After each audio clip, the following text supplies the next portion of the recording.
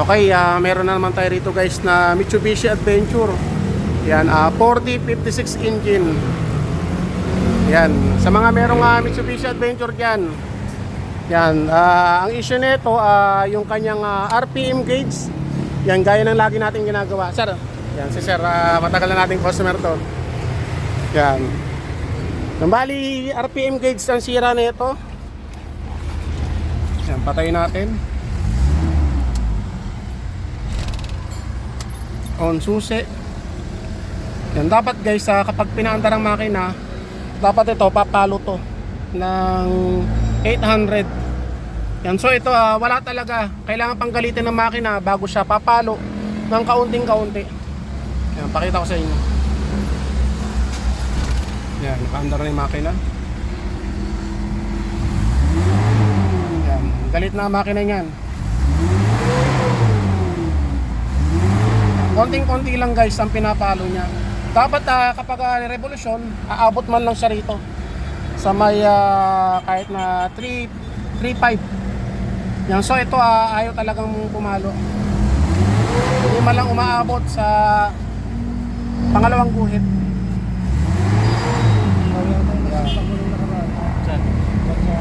Tapos ito replacement na yung kanyang fuel floater, kaya kahit full tank nakailaw po. Yan. Bali sir, labo rin ang dashboard mo, no? Yan, ito guys, pa-park light ko. Yan, malabo. Yan, halos hindi na makita.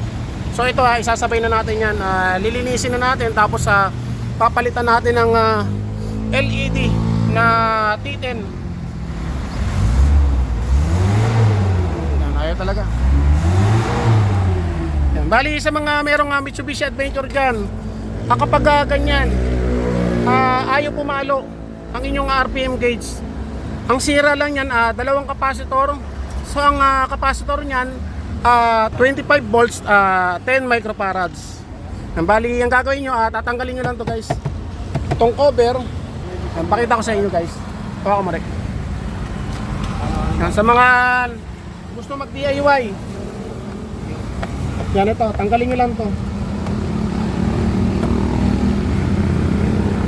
Yan, bali dalawa na metal screw.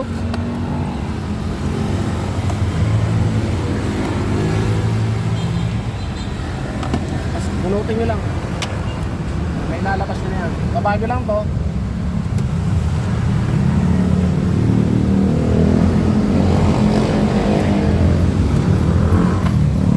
Meron siyang apat na metal screw ulit. Yan, baba, taas, taas dito, magkabilaan. Yan, tanggalin natin yan.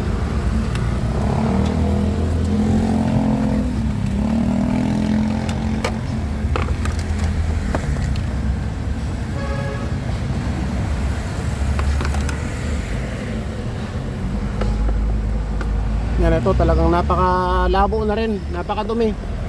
Tapos sa likod niyan, meron niyang speedometer cable. Pindutin nyo lang. Meron niyang pinipindot dito.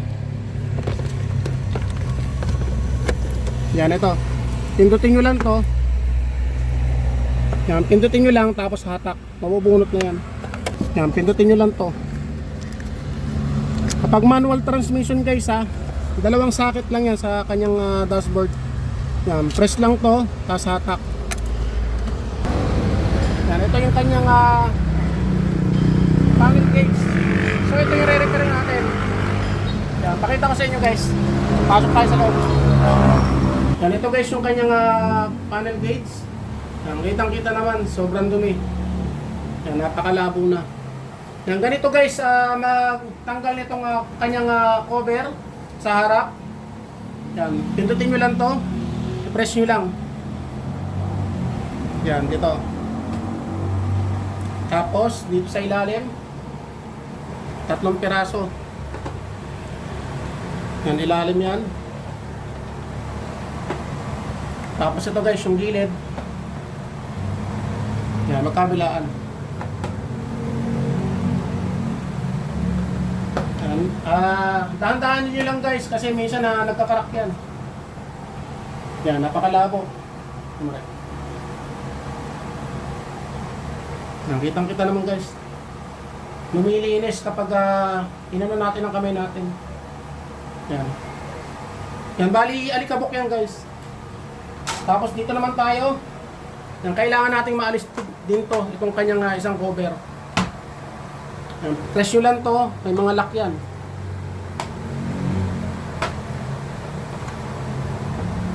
Bali, 6 na piraso. Yan. 1, 2, 3, 4, 5, 6. Bali, lilinisan nyo yan guys. Tapos ito, ingatan nyo lang to. Tulak nyo lang itong kanyang cover ng bright indicator. Kasi minsan nami-misplace yan. Ingatan nyo lang. So ito yung ating re-referin. RPM gauge. Yan.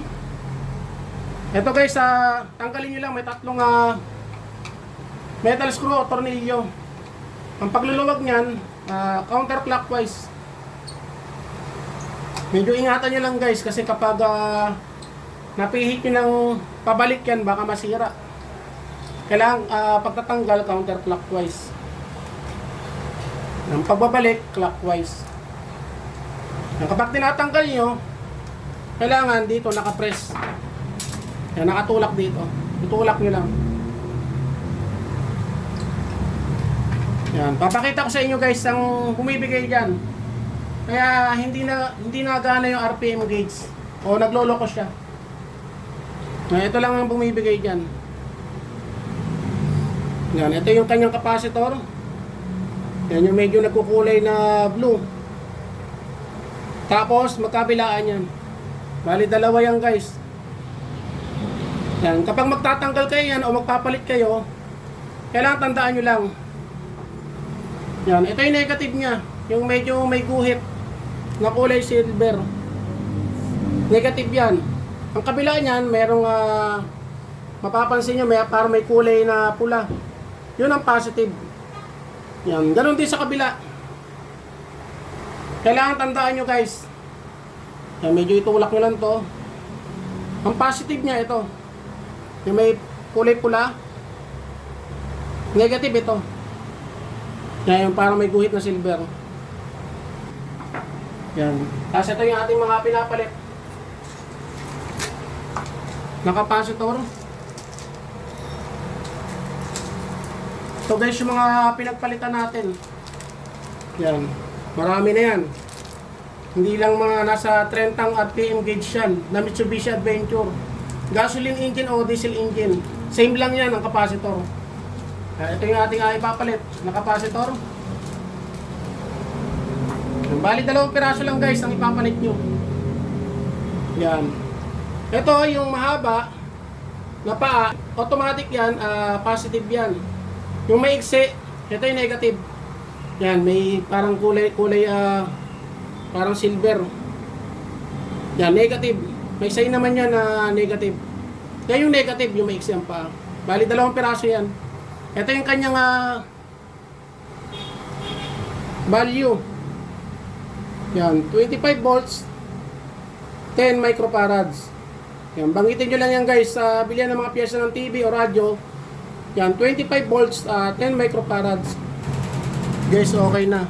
Napalitan na natin ng capacitor. Yan ito. Ito yung kanyang negative. Nasa harap. Yan, positive niya nasa likod. Yan, same dito. Kailangan hindi kayo magkakabaliktad niyan. Kung paano nyo tinanggal, ganun nyo rin babalik. Yan, okay na. Yan, tapos ito guys yung ating mga pinalitan na LED para sa kanyang park lights sa dashboard. Yan, T10 yan. Yan, tapos nalinisan na rin natin. Yan, malinis na yan. Kaya na, ibabalik na natin. Yan, meron niyang butas. Kaya hindi kayo malilito. Yan. Tapos dito nyo itutulak. Yan, sa may parte na may tornilyo. Yan, ang pagbabalik niyan, clockwise na.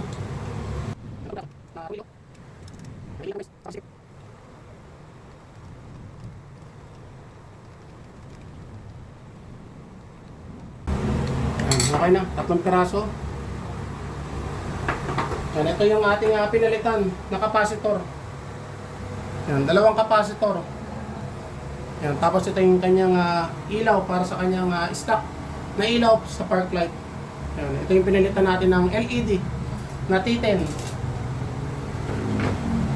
Yan, ito na guys yung ating mga nilinisan. Yan, napakalinis na. Sa dito. Yan, kitang-kita na. Ganyan, balik na natin. Yan, pagbabalik niya, tutok niya lang.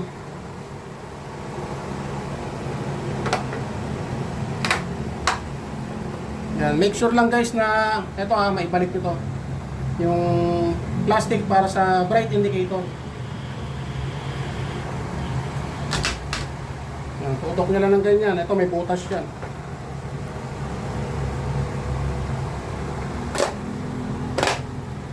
Yan, napakalinis na.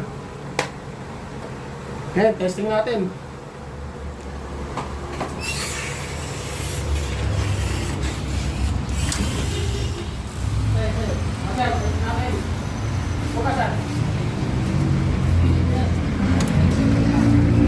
Yan, iwan ang damit. Ito guys, kitang-kita naman, napakalinis. Yan, ibang-iba sa kanina. Hindi pa ginagawa. Parang brand new.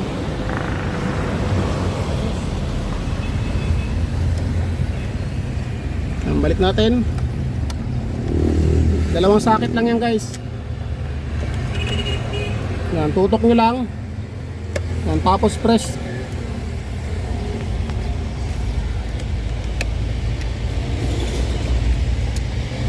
Yan, bali dalawa. Yan, mamaya na natin ibabalik to. Itong kanyang cable para sa speedometer. Yan, kanina hirap na hirap. Ngayon, testing natin.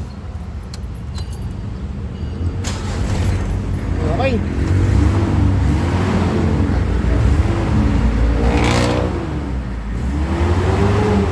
Okay na guys, umaabot na sa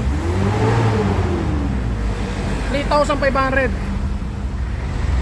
Yan, ito, sakto-sakto. Yan, bababa pa yan guys kasi medyo malamig pang makina.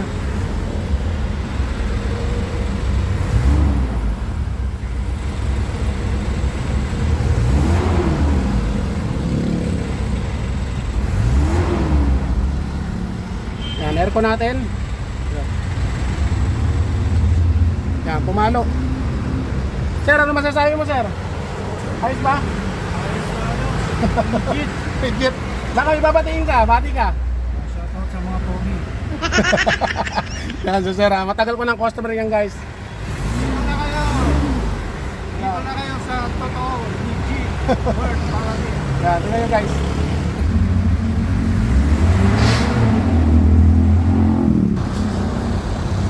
Okay.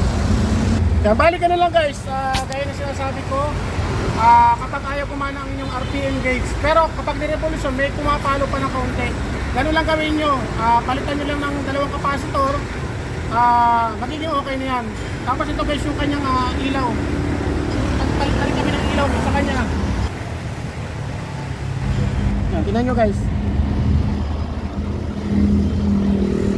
Kitang kita. Parang brand new. Ibang iba sa kanina. Okay, patayin ko.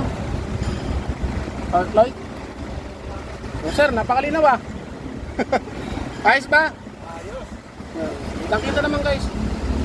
Balik ka na lang guys. Dahil sinasabi ko, balikan nyo lang ang dalawang capacitor. 25 volts, 10 microfarads. Tapos yung kanyang ilaw sa park light, mali T10 yun. Sir, maraming salamat kayo. Dito sa pag-uwi. Mali, babalik na namin ito guys. Performa na namin. So, kung meron pa kayong gusto matutunan, punta lang kayo dito guys sa aking YouTube channel, saka sa aking Facebook, Bert Paladin. Mali, Jen Paladin channel guys. Okay, thank you. Mitsubishi, thank you.